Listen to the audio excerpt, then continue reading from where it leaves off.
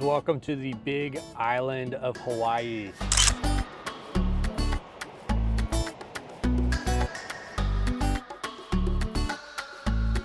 We actually rented a car for the day. We rented a convertible, but all they had was a convertible Camaro, and there's no way I was gonna fit in there driving 3+ hours today. This is a pretty big island, so a lot of driving if you wanna get around and see sights and sounds. We're here for one day, so instead we got a Jeep Wrangler, top down. Feels very Hawaii. This is fun. Everybody's in grabbing coffees right now. We're gonna head out to the volcano and then somewhere past it as well. So we'll take you along for the ride. We'll get in as much stuff as we can today.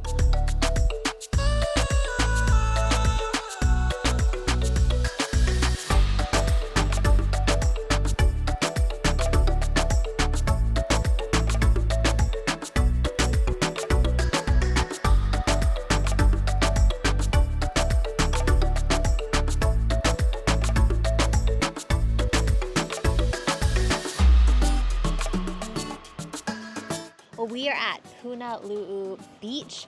It is a pretty far drive from Hilo, about an hour and a half, but it is one of the black sand beaches here on Hawaii.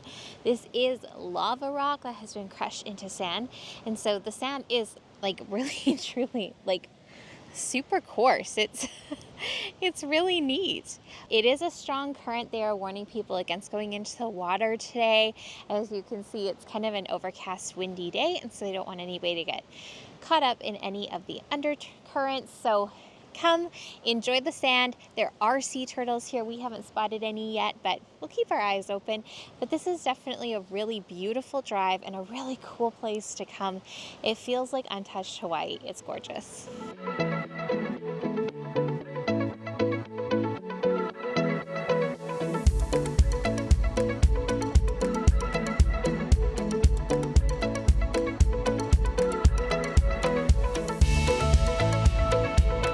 Well, this place is beautiful. It's well worth the drive out here. You do have to pass Volcano National Park to get here. Come here on a sunny day to come in the morning because the sand is really hot on your feet. Okay, there you go. So because it's black, of course, it's absorbing the heat, the sun, the rays. So make sure you bring your flip-flops or wear your shoes, because on a sunny day, this is gonna be hot, hot, hot.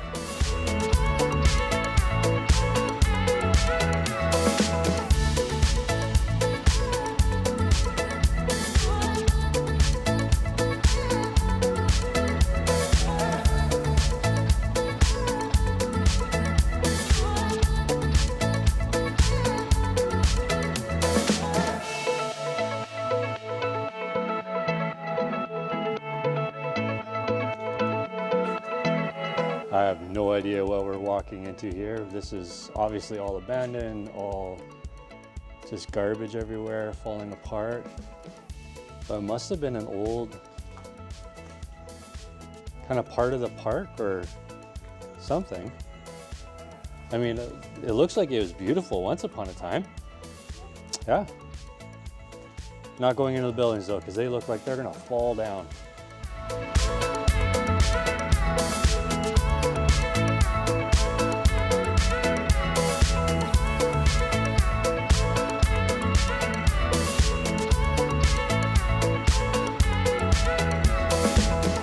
Now we're sketched out because we came across some wicked big spiders hanging around everywhere.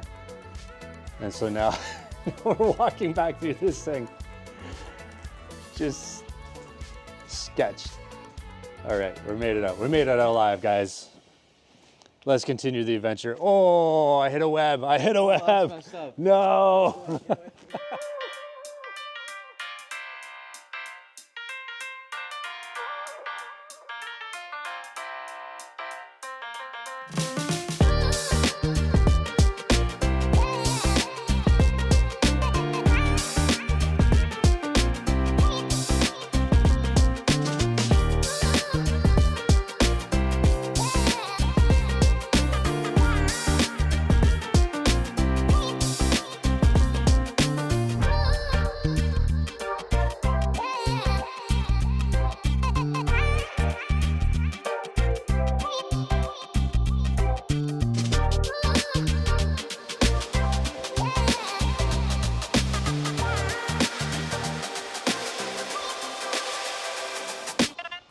Okay, so that was wild. Those steam vents are, I walked through the steam, it was hot, it was so hot.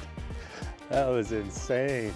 When we drove into this valley here, we saw some vents off to the right and we thought, well, I forgot that we were in a volcano. I thought, man, there's a brush fire out there. That's horrible.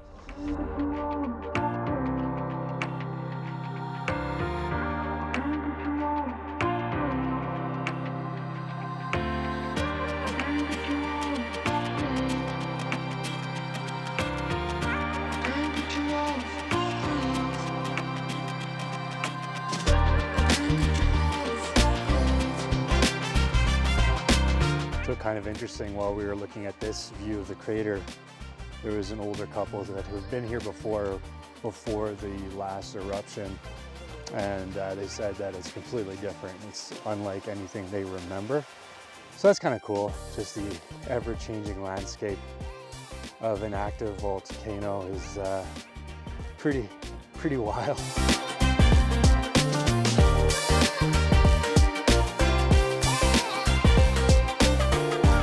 So it's kind of crazy being at this crater, and you just think about how big this island is and the islands of Hawaii, and you consider their origins.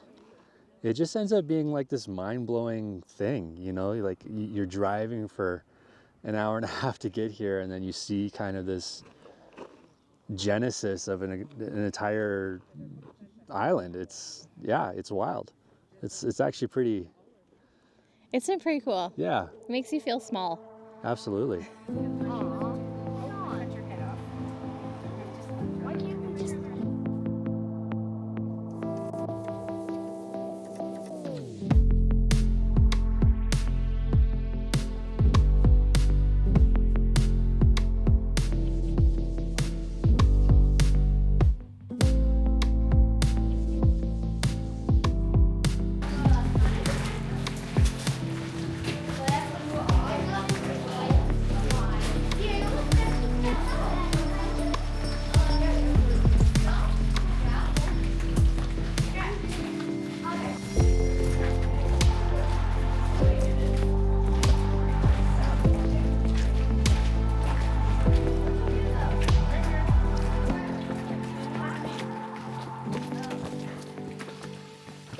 We're just inside the Thurston lava tube, which is absolutely extraordinary.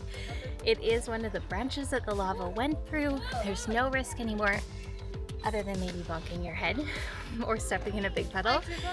But it is dark.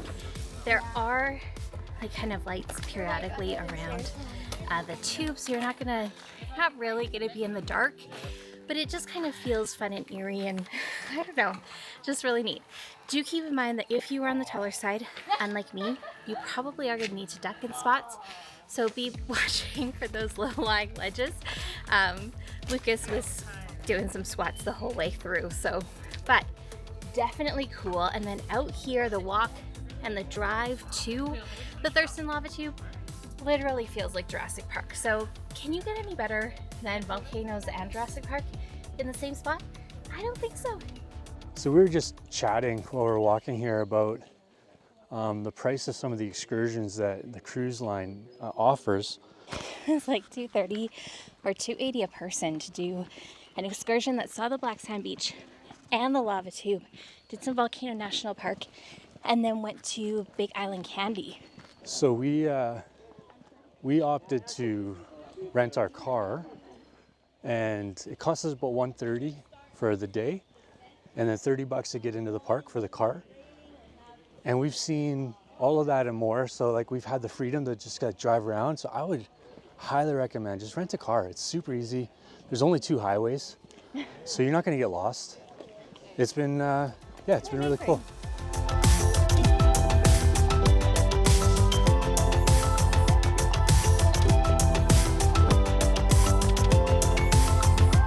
If you look closely, you can see people walking all along the trail. Apparently it's quite a long hike. So if you are going to come, make sure you pack the shoes you're gonna need to take some long hikes if you want to do the hikes here at Volcano National Park.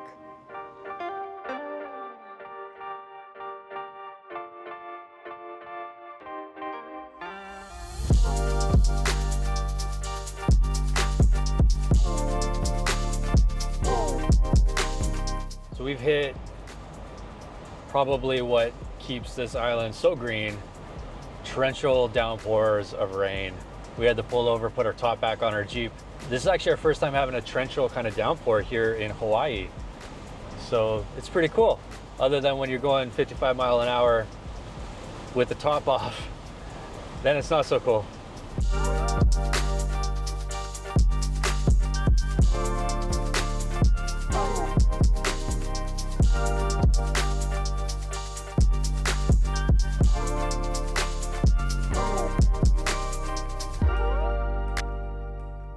You've got forward elevators, so no points there. A food.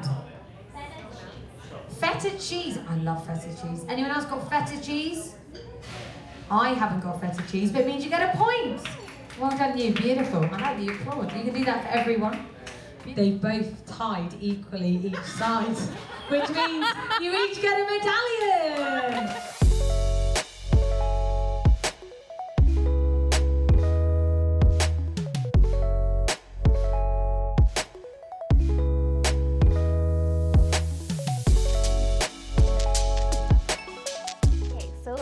Last night we realized that we didn't do any recaps of anything, partially because we had some pretty strong winds and both Kaylee and I were definitely feeling the motion of the ocean.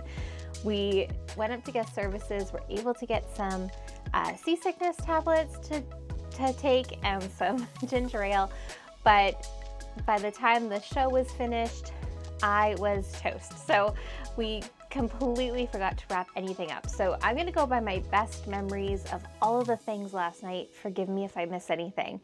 But for dinner at Tiana's, our first dinner at Tiana's, it was delicious. I had the asparagus spears. It was white and green asparagus with a tomato béarnaise sauce.